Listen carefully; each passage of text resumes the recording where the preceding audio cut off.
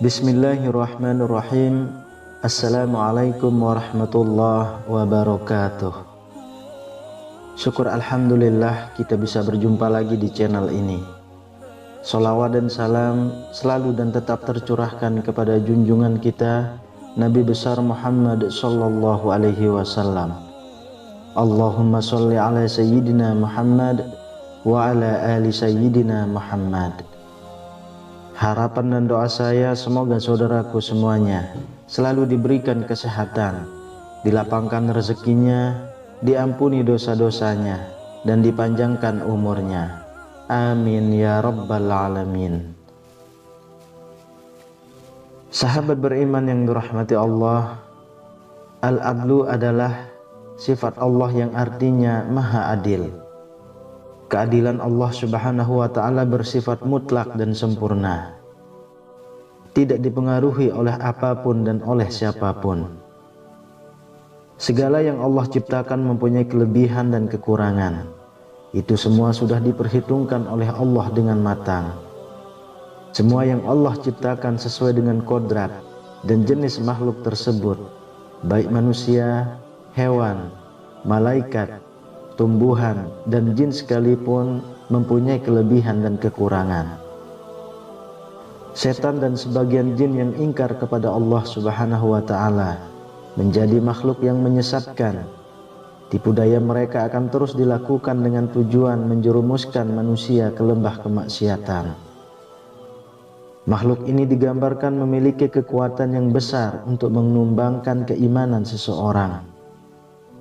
Dikisahkan bahwa setiap hari mereka mengirim pasukan untuk menggoda manusia agar berbuat kejahatan. Meski terlihat begitu kuat, namun hakikatnya setan dan tipu dayanya bersifat lemah. Hal ini disebutkan dalam Al-Quran dan hadis-hadis yang diriwayatkan Nabi Muhammad sallallahu alaihi wasallam. Dengan mengetahui kelemahan ini, manusia diharapkan bisa menjauhkan dari godaan setan dan jin. Berikut 6 hal yang dapat melemahkan setan dan jin. Yang pertama, orang-orang soleh. Kelemahan pertama setan adalah orang-orang soleh yang beriman kepada Allah. Hal ini dijelaskan dalam Al-Quran dan ketika setan berdialog dengan Allah Subhanahu wa ta'ala, yang artinya Iblis berkata, "Ya Tuhanku, oleh sebab Engkau telah memutuskan bahwa aku sesat, pasti aku akan menjadikan mereka memandang baik perbuatan maksiat di muka bumi. Dan pasti aku akan menyesatkan mereka semuanya, kecuali hamba-hamba Engkau yang mukhlis di antara mereka." Quran Surah Al-Hijr ayat 39 dan 40. Ahli tafsir mengatakan bahwa ayat tersebut menerangkan setan itu dapat menguasai manusia karena dosa-dosa yang dilakukan. Namun ketika manusia melakukan hal-hal yang baik dan beramal soleh, maka mereka akan takut dan dengan sendirinya meninggalkan manusia. 2. Ketangguhan iman Umar bin Khattab. Setan dan jin juga sangat takut dengan salah satu khulafa'ur rasyidin, yaitu Umar bin Khattab. Dalam sebuah riwayat dijelaskan bahwa jika setan dan jin berjalan dan harus berpapasan dengan Umar, maka mereka memilih untuk memilih jalan lain. Mereka tidak berani jika harus berhadapan muka dengan Umar bin Khattab. Hal ini disebabkan karena Umar betul-betul memegang ajaran agamanya dengan benar, serta menancapkan keimanannya dengan tangguh. Hal ini membuat setan ketakutan dan membuat mereka lari. Dalam sebuah hadis, Rasulullah Shallallahu alaihi wasallam bersabda kepada Umar, "Sesungguhnya setan sangat takut olehmu wahai Umar." Hadis riwayat Tirmizi. Ternyata tidak hanya kepada Umar saja. Golongan ini juga takut dengan orang-orang yang beriman dan betul-betul menjaga keimanannya. Dalam Al-Bidayah wan Inayah, Ibnu Katsir telah mengutip sebuah hadis berikut ini. Sesungguhnya orang mukmin akan dapat mengendalikan, mengalahkan setannya sebagaimana salah seorang dari kalian yang dapat mengendalikan untanya ketika bepergian. Hadis riwayat Ahmad. Bahkan jin kafir yang menyertai manusia bisa masuk Islam jika manusia yang diikuti memperteguh keimanannya. Hal ini sebagaimana disebutkan dalam sebuah hadis riwayat Imam Muslim berikut ini, yang artinya Rasulullah Shallallahu Alaihi Wasallam bersabda, tidak ada seorang pun kecuali ia disertai oleh seorang qarin, penyerta dari jin, dan seorang qarin, penyerta dari malaikat. Para sahabat bertanya, apakah termasuk Anda juga, wahai Rasulullah? Rasulullah menjawab, ya, termasuk saya. Hanya saja Allah menolong saya sehingga jin itu masuk Islam, dan tidak pernah menyuruh saya kecuali untuk kebaikan. Hadis riwayat Muslim. 3. Jin atau setan tidak dapat menyerupai Rasulullah Shallallahu Alaihi Wasallam.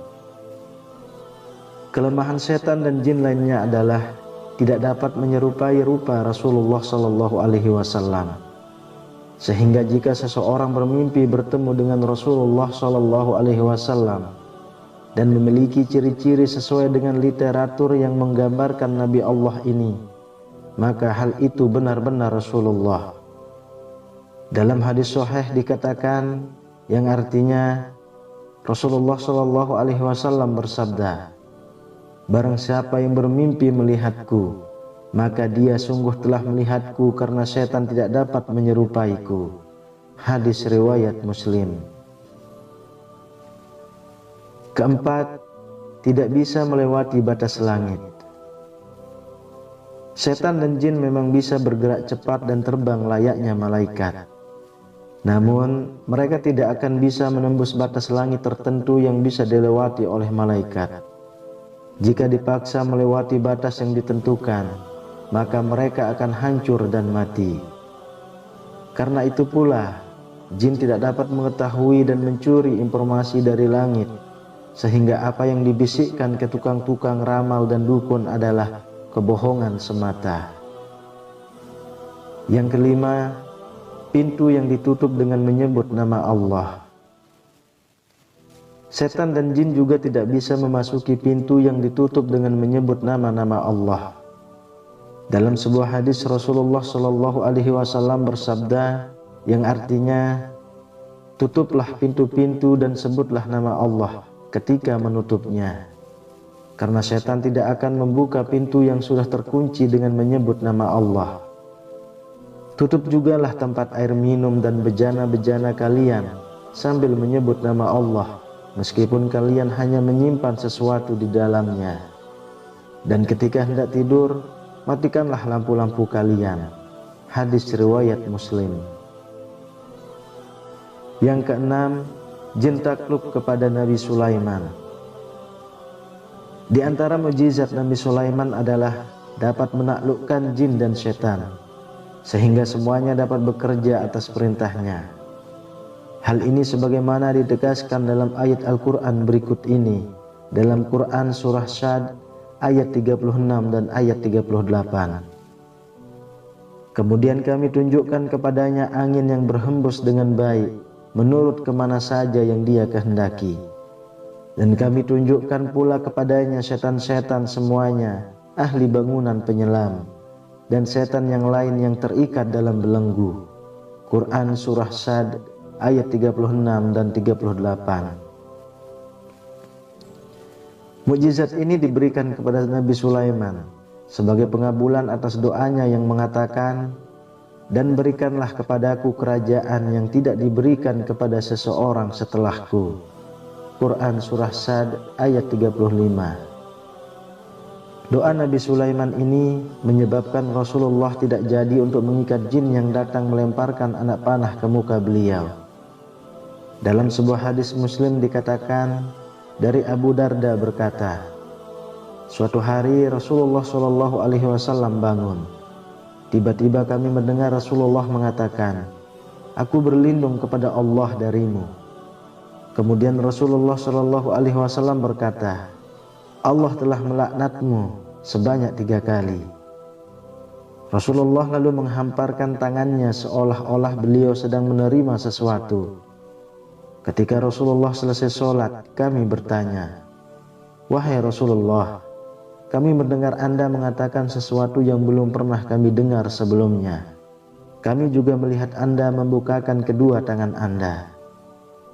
Rasulullah menjawab, "Barusan iblis, musuh Allah, datang membawa anak panah api untuk ditancapkan di muka saya. Lalu saya berkata, 'Aku berlindung kepada Allah darimu,' sebanyak 3 kali. Kemudian saya juga berkata, 'Allah telah melaknatmu dengan laknat yang sempurna,' sebanyak 3 kali. Kemudian saya bermaksud untuk mengambilnya. Seandainya saya tidak ingat doa saudara kami Nabi Sulaiman, tentu saya akan mengikatnya sehingga menjadi mainan anak-anak penduduk Madinah." Sahabat beriman yang dirahmati Allah, demikianlah 6 hal yang membuat setan dan jin lemah. Semoga Allah Subhanahu wa Ta'ala melindungi kita semua dari godaan setan-setan yang terkutuk. Amin ya rabbal alamin. Wallahu a'lam bissawab. Demikian yang bisa saya bagikan. Semoga bermanfaat untuk kita semua. Assalamualaikum warahmatullahi wabarakatuh.